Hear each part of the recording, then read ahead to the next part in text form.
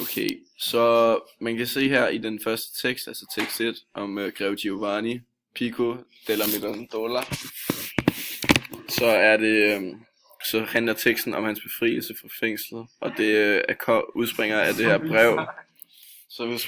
her brev, som der er blevet skrevet til franskmændene, og i det brev, så kommer de med en pointe om, at mennesket skal være et frit menneske til at gøre, hvad et menneske skal gøre.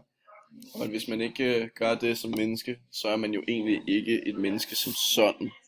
Altså principielt er man ikke et menneske, hvis du ikke har frihed eller kan gøre, hvad du har lyst til at gøre. Ja, tekst 2, den handler om at forsvare naturvidenskaben mod de hellige skrifter og Guds ord. Der står eksempelvis, det kan jeg ikke finde.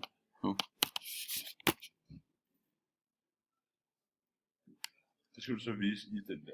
Ja. Okay. Det er dig eller Wemos, der skal sige, jeg er ligeglad. Du skal sgu da også sige noget. Jeg har